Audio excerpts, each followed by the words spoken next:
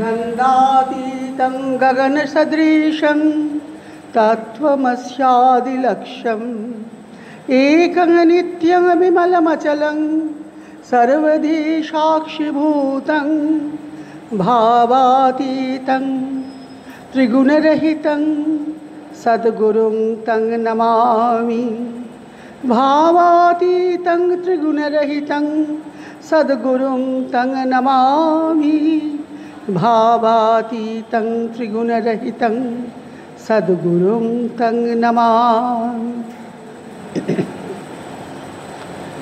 जाननीं शारदां देवीं रामकृष्णं जगद्गुरुं पादपद्मे तयो श्रुत्वा प्रणमामि मुहुर्मुहुः प्रणमामि मुहुर्मुहुः प्रणमामि मुहुर्मुहुः।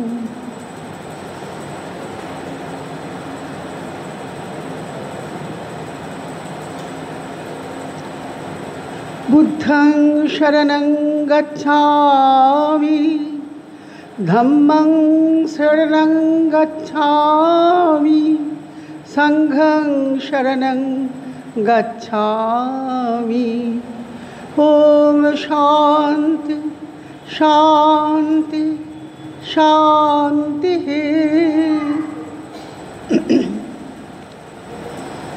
आज के एक विशेष पुण्य दिन पवित्र दिन बैशाखी पूर्णिमा बुद्ध पूर्णिमा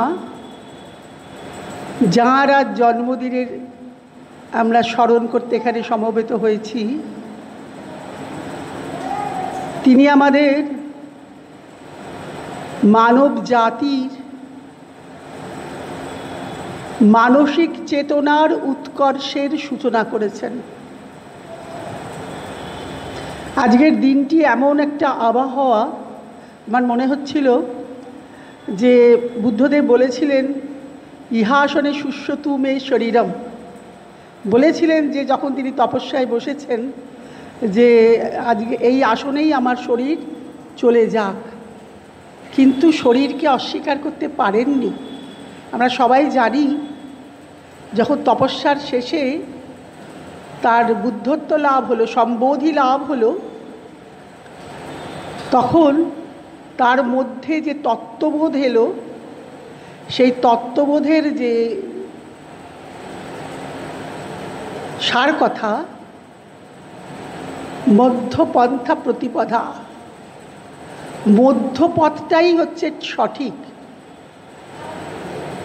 ভিক্ষুদের উপদেশ দিলেন যে মানুষ হয়ে যখন আমরা এসেছি তখন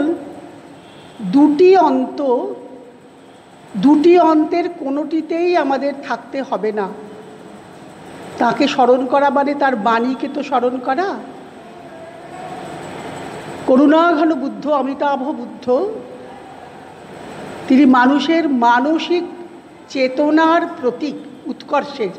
যে সময় তিনি এসছেন মানুষের মানসিক চেতনা তখন খুব নিম্নগামী, যে কালে তার আবির্ভাব খ্রিস্টপূর্বাব্দে। তাই তিনি বললেন ভিক্ষুদের তোমরা দুটি অন্তের মধ্যে থাকবে না। দুটি অন্ত কি কি? একটি অন্ত হলো কামের উপভোগ, কামনার উপভোগেই সুখ, এটি একটি অন্ত। আর অন্য দিকের অন্ত হলো কি, ঠিক অন্ত বলছে আমরা দুটো দিক আর দুটো সাইজ। সেদিকটা হলো কি কৃচ্ছ সাধন, উপবাস, কঠোরতা, সেটা করবে না। তাহলে কি করতে হবে? তার তত্ত্ববোধ হলো যে মধ্যপন্থা অবলম্বন করতে হবে। যে মধ্যপন্থা যে তিনি দর্শন করলেন, বৌদ্ধ ধর্মের সার কথা যেটা বলা যায় সেটি হলো কি সকলের শুভ চিন্তা করো, সকলের মঙ্গল চিন্তা করো, সকলের কল্যাণ চিন্তা করো। তোমার মনের যা অশুভ যা কিছু আছে তাকে পরিত্যাগ করো, অশুভ আছে মন্দ আছে তাকে পরিত্যাগ করো, শুভকে গ্রহণ করো জীবনে, মানসিক দিক। যে যুগে তিনি এসছেন সেই যুগটা কিন্তু একটা ট্রানজিশন পিরিয়ড বটে, যুগ সন্ধিক্ষণ তো বটেই। কারণ বৈদিক যুগের অবসান হয়েছে, উপনিষদ যুগের অবসান হয়েছে, পৌরাণিক যুগের অবসান হয়েছে, গীতার যুগেরও অবসান হয়েছে। তাই গীতার যুগের সঙ্গে কিন্তু বুদ্ধের উপদেশের অনেক মিল আছে। আমরা দেখি অনেক সাম্য। বৌদ্ধ ধর্ম যে সারা পৃথিবীতে এত প্রচারিত হয়েছে, মানুষ যে এত আকৃষ্ট হয়েছে কেন না, মানুষ মনের একটা অবলম্বন করার একটা উপায় পেয়েছে নৈতিকতার দিক থেকে। সব ধর্মেই নৈতিকতার দিক থাকে, যেটা করা উচিত এটা করা উচিত না, সমস্ত ধর্মেই আছে। আমাদের বৈদিক ঋষিরা যে ধর্ম যে সত্য উপলব্ধি করেছিলেন, সেই সত্য তো গুপ্ত, সে তো রহস্য, সে তো সকলে বুঝবে না। যারা ঋষি নয়, যারা যোগী নয়, যারা প্রজ্ঞাবান নয়, তারা ধরতে পারবে না।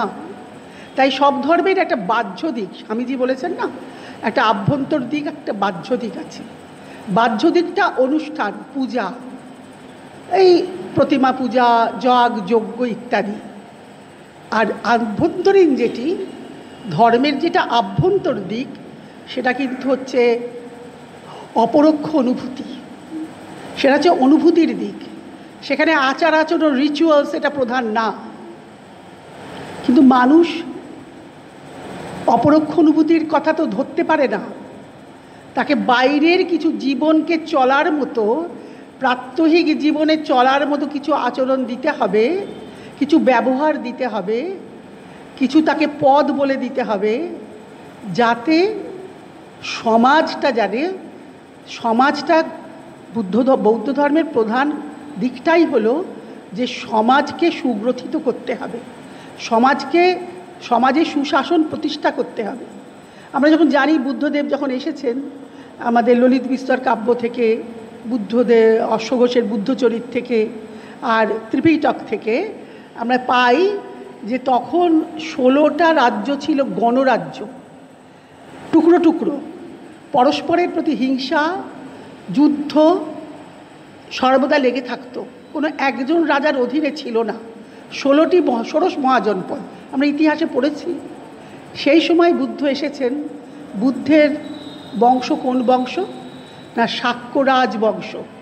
সেটি আছে আমাদের, আমরা পেয়েছি কোথা থেকে না, ত্রিপিটকে।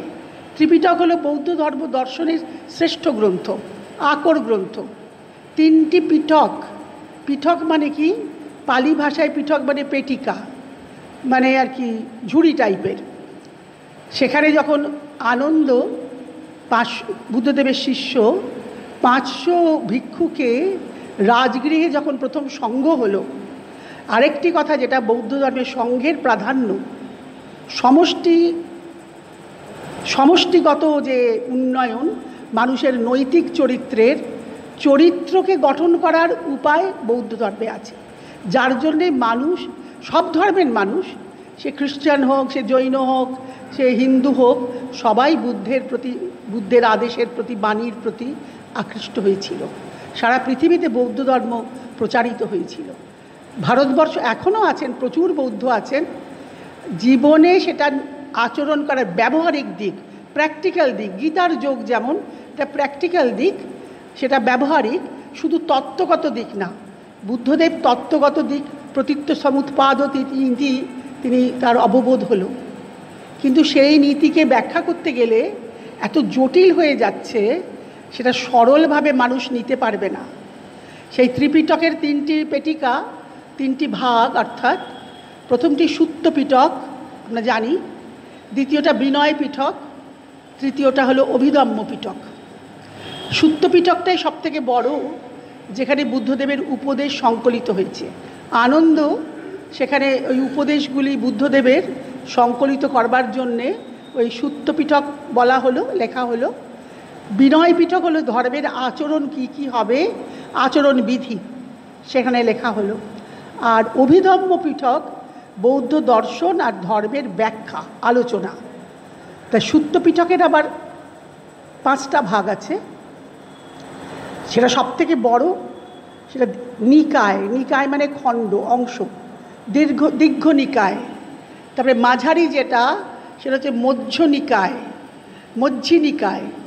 আবার দুটোকে সংযুক্ত করে সংযুক্ত নিকায়, এরকম করে খণ্ড আছে। ক্ষুদ্রক নিকায়, ক্ষুদ্রক নিকায় যেটা সবথেকে ছোট, আর অঙ্গুতর নিকায় চতুর্থ, পঞ্চম হলো ক্ষুদ্রক নিকায়, ক্ষুদ্র সেটা। সেখানে বুদ্ধের উপদেশ আছে, যার মধ্যে ধম্মপদ আছে। ধম্মপদের উপদেশগুলি যদি আমরা পড়ি, অসাধারণ। সাধারণ সাধারণ ছোট ছোট কথার মধ্যে দিয়ে বুদ্ধদেব উপদেশ দিচ্ছেন যে সব বিষয়ে, ধর্মের বিষয়ে, চরিত্র গঠনের বিষয়ে। রবীন্দ্রনাথ বলেছেন, চরিত্র মানে কি? চরিত্র মানে যেটা আমাদেরকে চালিয়ে নিয়ে যায়। শব্দগত থেকে ভাগ করা যায়, চর ধাতু থেকে ত্রল প্রত্যয় করে চরিত্র, যেটা আমাদের শান্তিনিকেতন প্রবন্ধে বলেছেন, যেটা আমাদের চালিয়ে নিয়ে যায় সেটাই হলো চরিত্র। সেই চালিয়ে নিয়ে যাবার বাণী আছে বুদ্ধের বচনে, উপদেশে। তার করুণা, তার যে প্রেম, এ যদি মানুষ গ্রহণ করতে পারত, তাহলে পৃথিবীটা আজকে স্বর্গ হয়ে যেত। আমরা দেখেছি মানুষের চেতনাকে উন্নীত করার জন্য যুগে যুগে আসেন ভগবান। গীতায় বলেছেন না, সম্ভব আমি যুগে যুগে। হিন্দুরা, বিষ্ণু পুরাণে আছে, হিন্দুরা বুদ্ধদেবকে নবম অবতার বলে গ্রহণ করে নিয়েছেন। হিন্দু ধর্ম তো ভীষণ আত্মীকরণ করতে পারে। বুদ্ধদেবকে নিজের অবতার রূপে, নবম অবতার রূপে তাকে গ্রহণ করেছেন। যে গ্রহণ সেখানে কেন না, তিনি যে যজ্ঞবিধি, যে যুগে বুদ্ধ এসেছেন, বৈদিক যুগের শেষ, উপনিষদের যুগের শেষ, বেদের রহস্যার্থ কেউ বুঝতে পারছে না, রহস্যার্থের গুপ্ত অর্থ কেউ জানে না, আধ্যাত্মিক অর্থ কেউ জানে না, শুধু বাহ্য দিকটা নিয়েছে। শুধু পশুকে যজ্ঞে বলি দেওয়া হচ্ছে। একটা কেন যজ্ঞ করা হচ্ছে না, বাহ্যিক সম্পদের জন্যে। অর্থ চাই, সম্পদ চাই, সন্তান চাই, শস্য চাই, এইসব কামনা পূরণের জন্যে যজ্ঞবিধি, যেটি গীতাতেও আছে। গীতার মধ্যেও সে কথা আছে, যজ্ঞের ভাবনার কথা। কিন্তু গীতার যোগ অবলুপ্ত হয়ে গেল। সে শ্রীকৃষ্ণ এসেছেন দাপরের শেষে, তারপরে কত সময় চলে গেল, মানুষ সেই যুগ থেকে বিস্মৃত হলো। 3500 বছর, আর বুদ্ধ এসেছেন 2500-এর কিছু বছর আগে, বেশি আগে। তাহলে লুপ্ত হয়ে যাচ্ছে, যোগ তো লুপ্ত হয়ে যায়, আবার সেটা পুনরুজ্জীবিত হয়। বুদ্ধ এসে পুনরুজ্জীবিত করলেন কি? তিনি যে সম্বুদ্ধ লাভ করলেন এই বৈশাখী পূর্ণিমাতেই, তার জন্মও বৈশাখী পূর্ণিমায়, সিদ্ধিও বৈশাখী পূর্ণিমায়, এবং মহাপরিনির্বাণও বৈশাখী পূর্ণিমায়। তাই বৈশাখী পূর্ণিমায় তিনি যে সম্পত্তি লাভ করলেন, সেটা কি তত্ত্ব পেলাম আমরা না, পেলাম 4টি আর্য সত্য। প্রতীত্য সমুৎপাদ নীতি, দুঃখবাদ থেকেই জন্ম। আমরা জানি বুদ্ধদেব দেখেছিলেন, একজন জরাগ্রস্তকে দেখেছেন, একজন রোগীকে দেখেছেন, একজন মৃত ব্যক্তিকে দেখেছেন, সব নিয়ে যাচ্ছে, শেষে একজন সন্ন্যাসীকে দেখলেন। এ তো আমাদের ইতিহাসে পড়া, ছোটোবেলা থেকেই জানা। তাই বুদ্ধকে আর ঘরে রাখা গেল না, বিবাহ হলো। যেদিন তার কোনো কোনো গ্রন্থে মহাবজ্ঞে আছে যে রাহুল যেদিন জন্মালো সেদিনই তিনি সন্ন্যাস নিলেন। আবার কোনো কোনো গ্রন্থে আছে রাহুল জন্মাবার পরের দিনেই তিনি ঘর থেকে বেরিয়ে গেলেন। কেন? তিনি যে উপদেশটা দিলেন, ভিক্ষুদের যে উপদেশ দিলেন, প্রথম 5 জনকে দিলেন সম্বুদ্ধি লাভ করা, সম্বুদ্ধ লাভ, বুদ্ধত্ব লাভ করে। তার আগে নাম ছিল বোধিসত্ত্ব। বোধিসত্ত্ব, এবং তার পরিচয়টা ছিল কি? গৌতমী বোধিসত্ত্ব। গৌতমী না, কিন্তু গৌতমী ছিলেন তার পালিতা ধাত্রী আর কি, মায়ের বোন। মা মারা গেলেন 7 দিনের মধ্যে শিশুকে রেখে, মায়াদেবী। নামটিও কিন্তু খুব, শ্রী অরবিন্দ বলছেন বুদ্ধের নামটিও কিন্তু, মায়ের নামটিও কিন্তু খুব তাৎপর্যপূর্ণ। যে মায়াকে আমাদের শঙ্করাচার্য বলছেন অজ্ঞানের কারণ, অবিদ্যার কারণ, সেই অবিদ্যাকে নিয়েই কিন্তু বুদ্ধ তৈরি করেছেন। অবিদ্যার থেকে মুক্তি কীভাবে হবে, 12টি নিদান দিয়েছেন, আমরা একটু দেখব। 12টি নিদানের মধ্যে কিসের দুঃখের কারণ কি না, জন্ম, জরা, মৃত্যু এই হলো আমাদের দুঃখের কারণ। যার জন্ম আছে তারই মৃত্যু আছে, যে জন্মাবে তার জরাগ্রস্ত তাকে হতে হবে, সেই জন্যে তাকে মৃত্যুতে পতিত হতে হবে। তাই এইটার থেকে দুঃখ থেকে নিবৃত্তির উপায় নেই। বুদ্ধদেব বলছেন দুঃখ এবং দারিদ্র্য থেকে মানুষ ক্লিষ্ট হচ্ছে, দুঃখ এবং দারিদ্র্য থেকে মানুষ ক্লিষ্ট হচ্ছে। যদি এর থেকে মুক্তি পেতে হয় তাহলে দুঃখ, ধর্মের মূল কথাই হলো, বৌদ্ধ ধর্মে বলা হচ্ছে সর্বং দুঃখং দুঃখং, সর্বং ক্ষণিকং ক্ষণিকং, সর্বং শূন্যং শূন্যং। সবই দুঃখময়। তুমি কামনার উপভোগ দ্বারা যদি সুখ চাও, সেই সুখও তোমাকে দুঃখে নিয়ে যাবে, তাতে সুখ নেই। কিন্তু তুমি বুঝবে কি করে, তার জন্য তোমাকে কি করতে হবে না, বৈরাগ্য দরকার। ঠিকই একই আমাদের পাতঞ্জল যোগ দর্শন তাকে হয়েছে অভ্যাস ও বৈরাগ্যাভ্যন্তর নিরোধ, কথাটা কি। বৌদ্ধ ধর্ম কিন্তু হিন্দু ধর্মেরই সন্তান, শুধু একটু তফাৎ। তাকে বলা হচ্ছে, তার মহাবজ্ঞে বলা আছে, বুদ্ধদেব কিন্তু বেদের নিন্দা করেননি, বৈদিক ধর্মের নিন্দা করেননি, বেদকে মানেননি ঠিকই, নিন্দা করেননি। আর কি তিনি বলছেন, যদি আত্মারও কেউ বলছেন, তুমি যদি কেউ জিজ্ঞেস করে আত্মা আছে কি নেই, তুমি কোনো স্পষ্ট উত্তর দেবে না। ভিক্ষুকে বলছেন, তাহলে জটিলতার সৃষ্টি হবে। আত্মা আছে না নেই কোনোটিই বলবে না। আত্মবাদ, আত্মা কিছু করে না। আত্মা আমাদের আছে না, আত্মা করেও না, চলেও না, আত্মা তো স্থাণু অচল, আমাদের শাস্ত্র বলছেন। তিনিও বলছেন আত্মা কিন্তু কিছু করে না। অক্রিয়বাদ এসেছে তার বৌদ্ধ দর্শনের প্রধান, যে তার যে ধর্মের কথা, সেটি হচ্ছে, যার উপরে বৌদ্ধ ধর্ম দাঁড়িয়ে আছে, সেটি হচ্ছে প্রজ্ঞা, শীল, প্রজ্ঞা, সমাধি, তিনটির উপরে। শীল মানেই চরিত্র। শীল কিন্তু বুদ্ধদেব নতুন কিছু বলছেন না। শীল আমাদের মহাভারতে এই শীলের কথা আছে। শীল মানে যেটা আমাদের চরিত্র যেটি গঠন হবে, ধর্মের বলছেন 10টি লক্ষণ, সেখানে শীল একটি বলেছেন, মহাভারতে আছে। যেখানে যুধিষ্ঠিরকে উপদেশ দিচ্ছেন সেখানে আছে। তাহলে আমাদের ধর্মের সঙ্গে পার্থক্য কোথায় আছে না, আমাদের ধর্ম, সনাতন ধর্ম, এই জগতের আড়ালে একটি চেতন অখণ্ড অব্যয় সত্তার অস্তিত্ব স্বীকার করে, যেটি বৌদ্ধ দর্শনে সেই সত্তার অস্তিত্ব স্বীকার করা হয় না। এই জগতেই মানুষ জন্মেছে, এই জগতেই তাকে দুঃখের নিবৃত্তি করে যেতে হবে।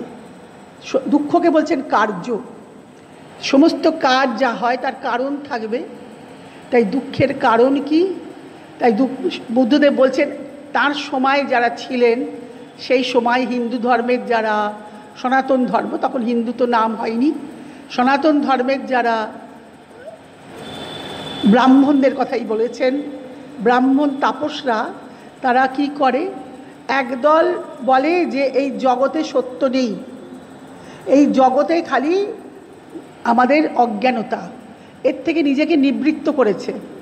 আর একদল কি করেছে, শুধু উপবাস তপস্যা এর মধ্যে নিজেকে সংযুক্ত করেছে, তাতে কিন্তু সমাজের কোনো উপকার হয়নি। বুদ্ধদেব বলছেন, সূত্রপিটকে আছে, সমাজের কোনো উপকার হয়নি। তারা নিজেরা ব্যক্তিগত দিক থেকে একদল নিজেরা নির্বাণ লাভ করেছে, আর একদল জগতে কৃচ্ছ সাধন করে তারা মৃত্যুকেই তারা শ্রেয় মনে করেছে, সেটাকেই নির্বাণ বলে। মৃত্যু তো নির্বাণ নয়, বৌদ্ধ ধর্মের নির্বাণ আর আমাদের সনাতন ধর্মের গীতার যে নির্বাণ, দুটি কিন্তু আলাদা, পরে আসছি। তা বলছেন তাহলে এখন তোমরা কি করবে, এখন তোমাদের দেখতে হবে আর 4টি আর্য সত্য, আর তোমাকে অষ্টাঙ্গিক মার্গ। অষ্টাঙ্গিক মার্গ কিন্তু আমাদের পতঞ্জলির আছে যোগ দর্শনের, যম, নিয়ম, আসন, প্রাণায়াম, প্রত্যাহার, ধ্যান, ধারণা, সমাধি।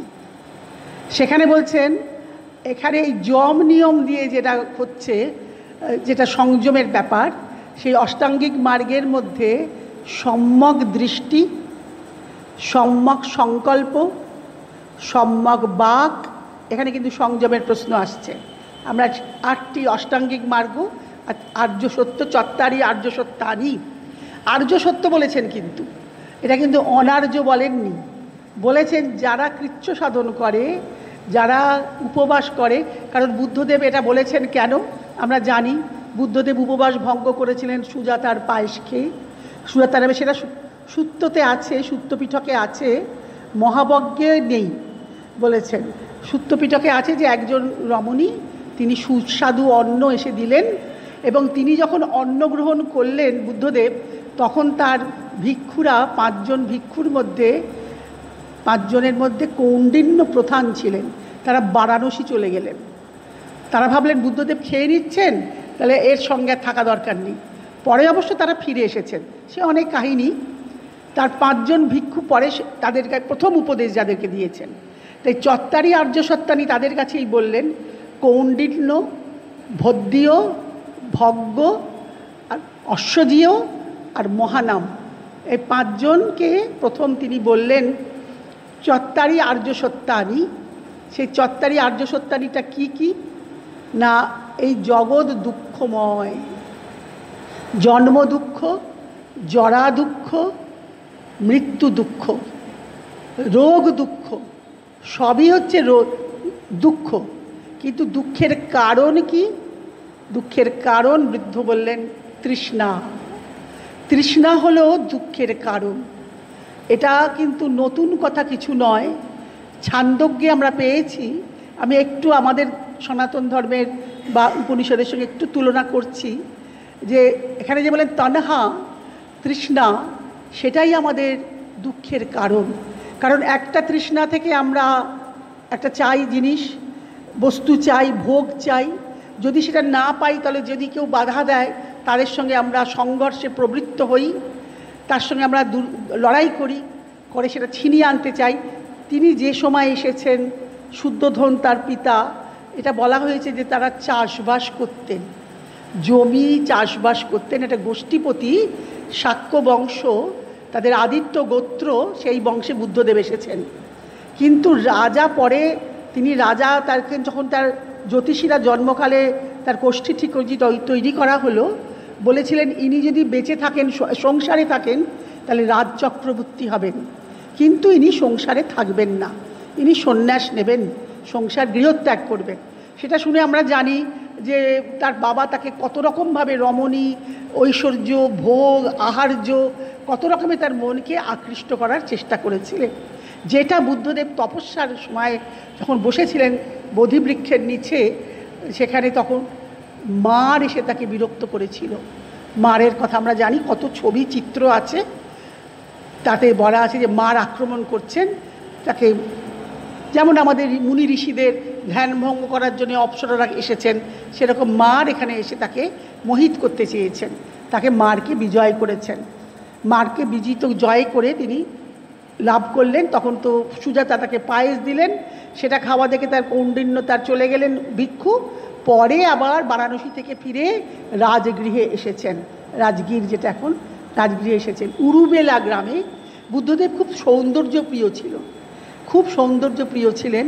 তিনি ওই বৈশাখী পূর্ণিমায় সম্বুধি লাভ করে তিনি ওই গাছের তলায়, অশ্বত্থ বৃক্ষ বলেছে নগ্রধ বটকে বলা হয়, তার তলায় তিনি রাত্রি কাটালেন, 7 দিন সেখানে ছিলেন।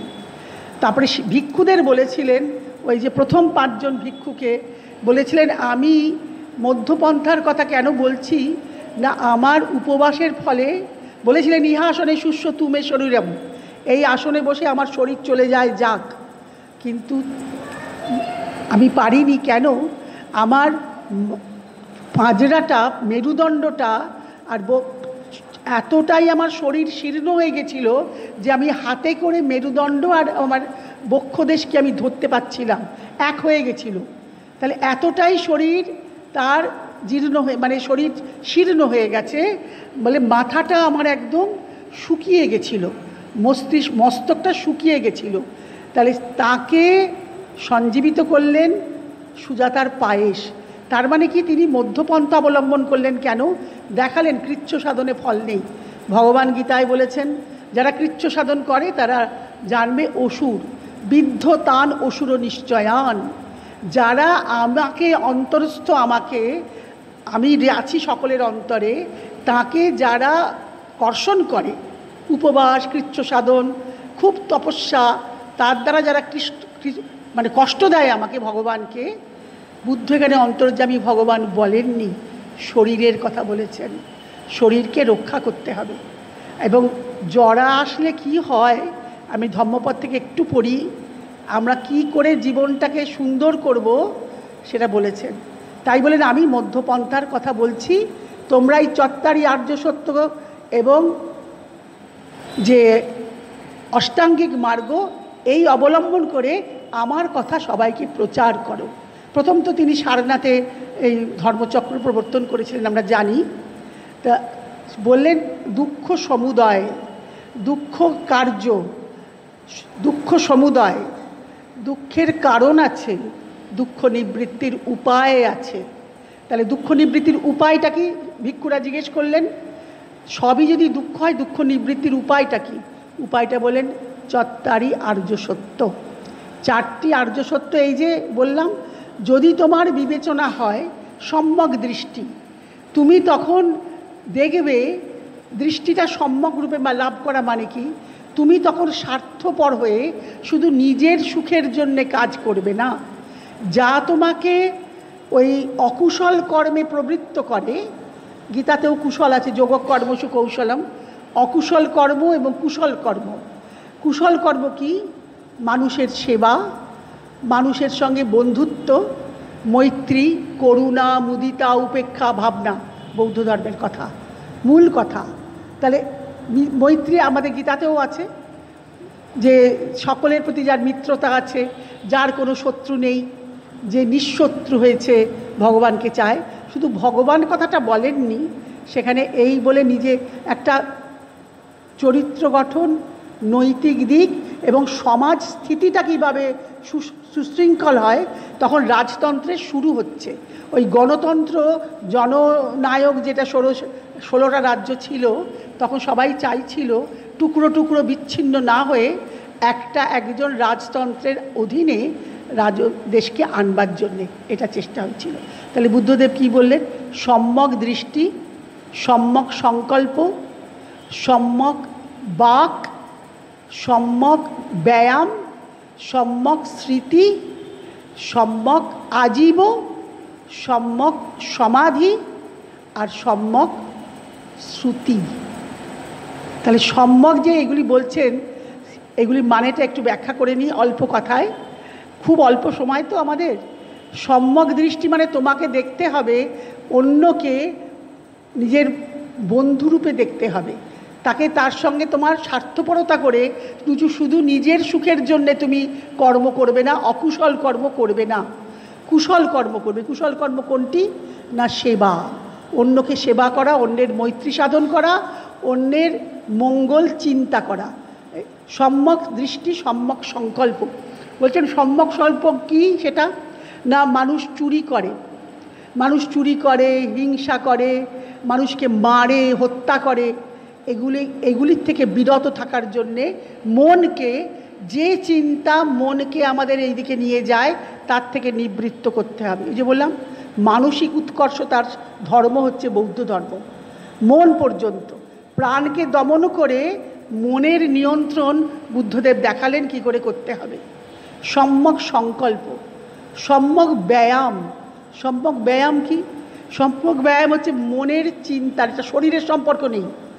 যে চিন্তা আমাকে ভগবান নয়, সৎ চিন্তা, সৎসঙ্গ থেকে দূরে নিয়ে যায়, যে চিন্তা আসেনি তাকে আসতে দেবে না। যে চিন্তা তোমাকে বিরক্ত করছে, দুশ্চিন্তা, কুচিন্তা বলেছেন, দুশ্চিন্তা না, কুচিন্তা, তাকে তোমাকে বর্জন করতে হবে। যে চিন্তা তোমার মধ্যে সৎ চিন্তা, পরোপকার, সেবা, এগুলি যখন আসছে, তাকে তোমাকে বৃদ্ধি করতে হবে। এটাকে বলছেন ব্যায়াম, সম্যক ব্যায়াম, মনের ব্যায়াম, শরীরের নয়। এখানে শরীরের সঙ্গে কোনো সম্পর্ক নেই। সম্যক আজীব, জীবিকা, তুমি জীবিকা রোজগার করবে। আমাদের যেটা এই যুগে আমরা দেখতে পাচ্ছি, মানুষ জীবিকা রোজগার করে যেন তেন প্রকারেণ, শুধু অর্থ উপার্জনটা আমাকে করতে হবে সুখের জন্যে। যদিও লোকায়ত দর্শন আমাদের ছিল ইট ড্রিঙ্ক অ্যান্ড মেরি, ঋণং কৃত্বা ঘৃতং পিবেত, যাবজ্জীবেত সুখং জীবেত ঋণং কৃত্বা ঘৃতং পিবেত। এই লোকায়ত দর্শনও তখন আমাদের ভারতবর্ষে প্রচলিত ছিল। বুদ্ধদেব বলছেন না, তুমি এমন জীবিকা গ্রহণ করবে, হত্যা নয়, পশু হত্যা নয়, চৌর্যবৃত্তি নয়, যে জীবিকা দিয়ে তুমি তোমার নিজের সম্পদ আহরণ করবে, তোমার নিজের দারিদ্র্য মোচন করবে, আবার তুমি অন্যেরও উপকার করবে, যাতে অন্যে উপকৃত হয়। এই ধর্মটা তো এখন আর এই সম্যক আজীব এখন একটা কথার কথা হয়ে গেছে। এখন সবাই যে যার মতো করে নিজেকে সুখী হওয়ার জন্যে যে কোনো প্রকারে অর্থ উপার্জনের দিকে চলেছেন। তাই বলেছেন এটা হচ্ছে অনর্থ। বুদ্ধদেব অনর্থ কথা বলেছেন। অনার্য, অনর্থক, গ্রাম্য, এগুলি হচ্ছে গ্রাম্য, অজ্ঞান, এগুলি হচ্ছে এই যে কাজগুলি, এগুলি হচ্ছে অজ্ঞান। সম্যক স্মৃতি মানে কি? সম্যক স্মৃতি মানে তোমাকে সর্বদা চিন্তা করতে হবে মন দিয়ে যে তুমি কিভাবে এই দুঃখের নিবারণ করবে, দুঃখের আচরণগুলি, তোমার যে দুঃখের যে কারণ তাকে দূর করবে, তাকে বিনাশ করবে। অষ্টাঙ্গিক মার্গের অনুসরণ করতে হবে। আর সম্যক সমাধি, আমাদেরও সমাধি আছেন, যেখানে সমাধিতে ধ্যানের গভীরতায় যে সমাধি মানে কি নিজের অস্তিত্ব নেই, নির্বিকল্প সবিকল্প সমাধি। আমাদের যোগেও সমাধি হচ্ছে লক্ষ্য, এখানেও সমাধি বলেছেন সম্যক সমাধি, সেটি হচ্ছে একাগ্রতা। তোমাকে একাগ্রতা করতে হবে, এই যে উপদেশের প্রতি, বুদ্ধের উপদেশের প্রতি তোমাকে একাগ্র হতে হবে, সৎ চিন্তায় একাগ্র হতে হবে। অর্থাৎ সবটি মনের শিক্ষা।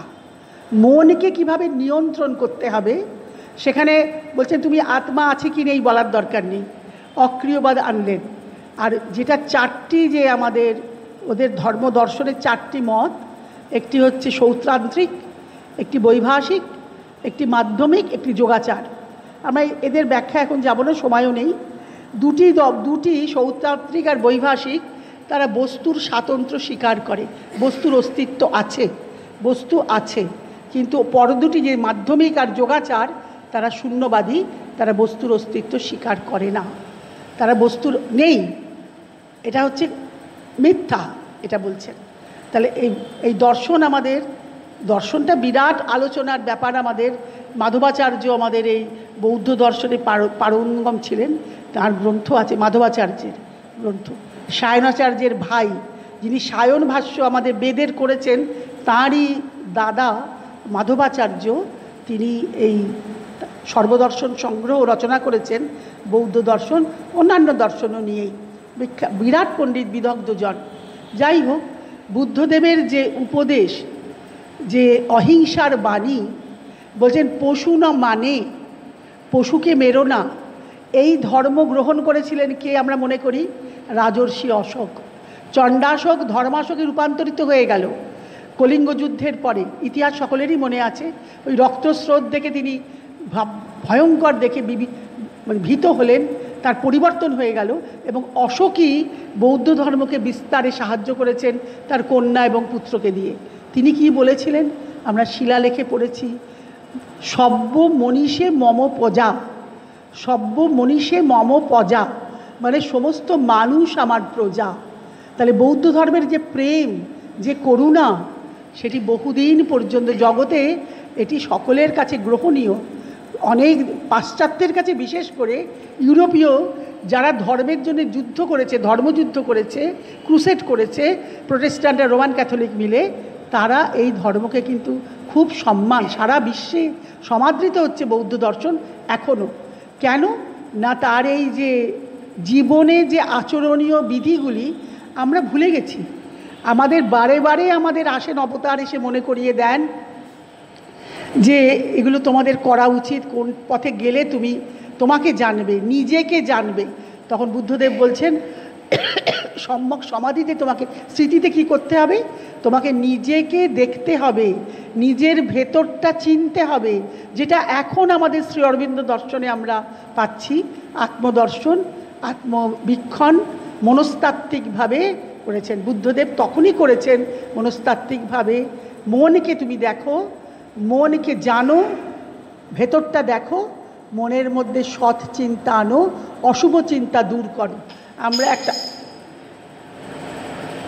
ধম্মপদের একটু অংশ একটুখানি পড়ে আমরা শেষ করি। বুদ্ধের বাণী তো, আর সঙ্ঘের উপরে গুরুত্ব বললেন, সঙ্ঘ ছাড়া যেটা স্বামীজি নিয়েছেন, ওই স্বামীজি তো বুদ্ধের অবতারই বলেই আমাদের মনে হয়, এবং বুদ্ধকে দর্শন করেছেন কত মানে তরুণ বয়সেই নিজের বাড়িতেই গৃহেই দেখেছেন বুদ্ধদেবকে, এবং তিনিও চিঠিতে লিখছেন মেরি হেলকে, আমেরিকার, চিঠিতে লিখছেন, তোমরা কি কেবল বস্ত্র পরিধান পান ভোজন নিয়েই ব্যস্ত থাকবে?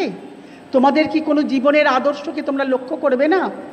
একই মেটেরিয়ালিস্টিক মানে জাগতিক দিকটাকে আঘাত করেছেন স্বামীজি, যে তিনি তো বেদান্তের বলছে আমার লক্ষ্য শুধুমাত্র বেদান্তের প্রচার, কিন্তু বুদ্ধদেব কী করেছেন? মানুষের কল্যাণে তিনি একটা উদাহরণ দিলে বোঝা যাবে মানুষকে কিভাবে তিনি ভালোবেসেছেন।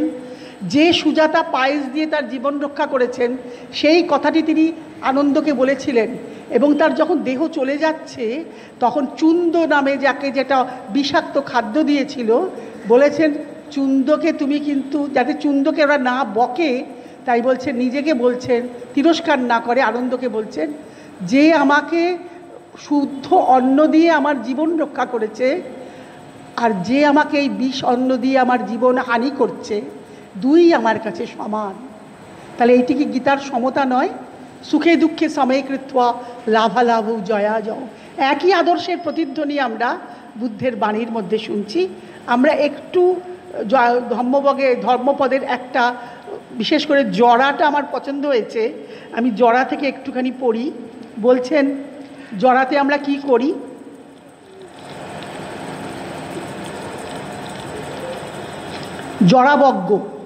জড়াবজ্ঞতে বলছেন,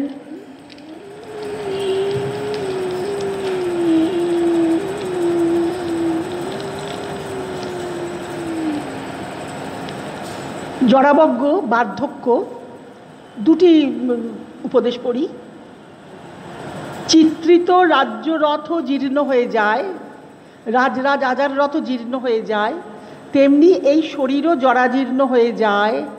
কিন্তু সৎপুরুষদের ধর্ম কখনো জীর্ণ হয় না।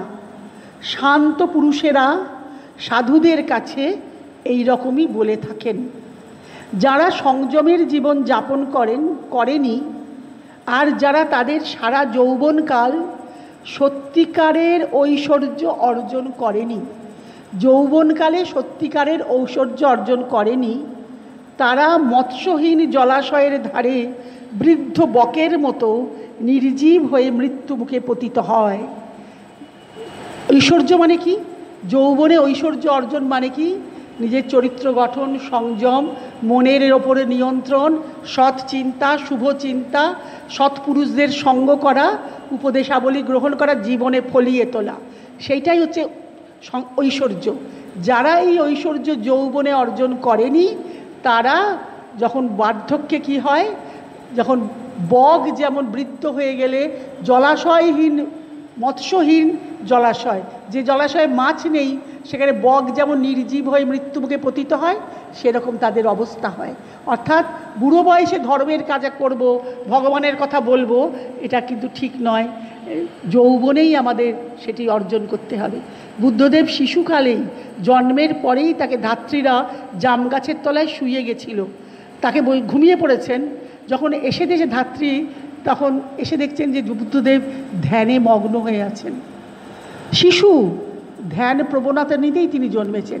ধ্যানের আবার 4টি ভাগ করেছেন, প্রথম ধ্যান, দ্বিতীয় ধ্যান, তৃতীয় ধ্যান, চতুর্থ ধ্যান। আমাদের সেগুলি বিশ্লেষণ করার সময় নেই। আমরা জড়াবজ্ঞ থেকে একটু পড়লাম যে জড়া কি করে মানুষকে, আমাদের জড়া আসবেই, কিন্তু সেই জড়ার জন্যে আমরা দুঃখিত হব না। সত্য সম্যক সংকল্প থাকবে যে এই জীবনকেই আমরা সুন্দর করে গড়ে তুলব। চরিত্র যা দিয়ে আমরা জীবনটাকে চালাচ্ছি, সেটা কাদের অনুসারে আমরা উপদেশটা করব, চলব? সৎপুরুষদের, মহাপুরুষদের উপদেশে বলি কি আমরা একাগ্রভাবে ধ্যান করব। সেটাকে বলেছেন ওইখানেই হচ্ছে সম্যক সমাধি। রোজগার করা জীবনের প্রতিটি পদে যদি এইগুলি আজ যদি আমরা অনুসরণ করতে পারতাম, তাহলে কিন্তু আমাদের পৃথিবীটা স্বর্গ হয়ে যেত। কিন্তু তা হবার নয়। মানুষের কেন হবার নয়, এটা আধুনিক দর্শন, যেটি আমরা শ্রী অরবিন্দের দর্শনে পাই, অতিমানস যোগ, যে মনকে দিয়ে শুধু হবে না, মনের উপরের চেতনাকে জগতে অবতরণ করতে হবে এবং মানুষ সেই চেতনাতে উত্তরিত হবে, মানুষত্বর ভূমি, তবে প্রকৃতির রূপান্তর হবে। এত অহিংসার বাণী চৈতন্য বলেছেন, প্রেমের কথা বুদ্ধ বলেছেন, যিশু বলেছেন মানুষকে ভালোবাসো, প্রতিবেশীকে নিজের মতো করে ভালোবাসো, কিন্তু মানুষ কি শুনেছে? ভুলে গেছে। কেন না? মানুষের প্রকৃতি কতগুলি একটা স্তূপ, কতগুলি অজ্ঞান মনন অস্পষ্ট ধারণা অভ্যাস সংস্কারের স্তূপ মাত্র। সেটাকে যদি শুদ্ধ করতে হয়, সেটা তার জন্য প্রকৃতির রূপান্তর দরকার। তাই একালের সবথেকে ঋষি, এই যুগের ঋষি, এই যুগের উপযোগী শ্রী অরবিন্দ বললেন ট্রান্সফরমেশন অফ নেচার, এবং সমস্ত জীবনটাই যোগ। যেটা বুদ্ধ জীবনে মনের উৎকর্ষ দিয়ে করতে চেয়েছেন, শ্রী অরবিন্দ মানসত্বর ভূমির অবতরণ এবং সেই চেতনায় মানব প্রকৃতির রূপান্তরের সাধনাটাই এই যুগের ভবিষ্যতের মানব প্রজাতির সাধনা হবে। এইটি আজকে আমাদের তাকে স্মরণ করা হলো। বুদ্ধাং শরণং গচ্ছামি, ধম্মং শরণং গচ্ছামি, সংঘং শরণং গচ্ছামি।